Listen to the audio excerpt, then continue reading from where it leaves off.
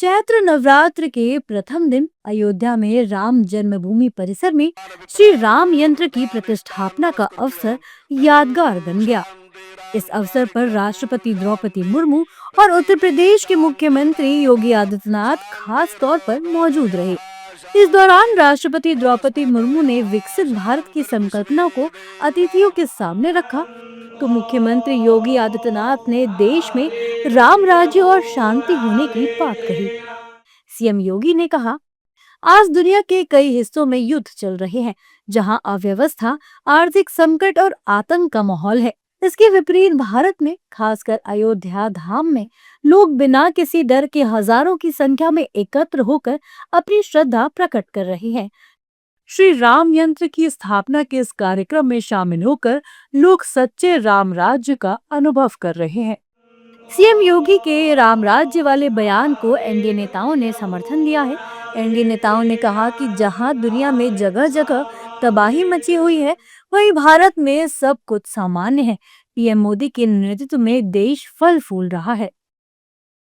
तो मोदी जी का दिन है। मैं आपको इसलिए बता रहा हूँ कि आज आप देखिए, हरपुज में जो जिस तरीक़ा से सारे और जगहों के जो वहाँ उसके अपने जो जहाज़ हैं जिस पर क्रूड ऑयल लादा हुआ है, अन्य जगहों पर नहीं जा रहा है, लेकिन आपके यहाँ आ रहा है। आप ये देखें कि अभी कई एक जहाज़ जो चीन की तरफ जा रही तो उसको चीन की तरफ रास्ते से मोड़ करके और भारत की तरफ आ करके भारत में लग रहा है।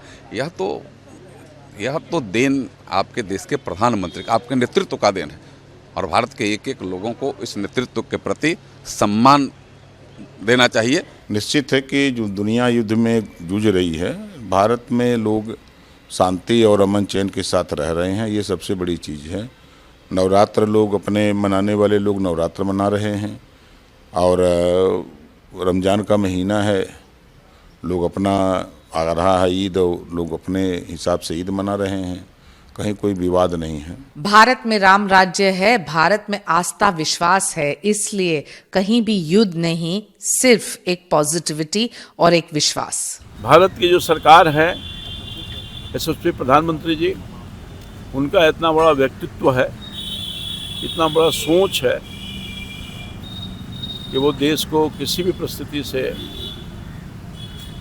कठिन परिस्थितियों से निकालते रहे हैं, और भारत आगे बढ़ता रहा है। तेल संकट, गैस संकट, सब संकट, उसके बावजूद भी हमारे देश में उसका बहुत कुछ प्रभाव नहीं पड़ रहा है। ये किसी का देन है तो माननीय प्रधानमंत्री जी का है। यदि माननीय मुख्यमंत्री योगी जी ने कहा है तो ठीक ही कहा। योगी आदित्यनाथ ने अपने संबोधन में संतों और किसानों को भी नमन किया। उन्होंने बताया कि भारत की एकता और श्रेष्ठता को बनाए रखने में अटूट आस्था की महत्वपूर्ण भूमिका रही है।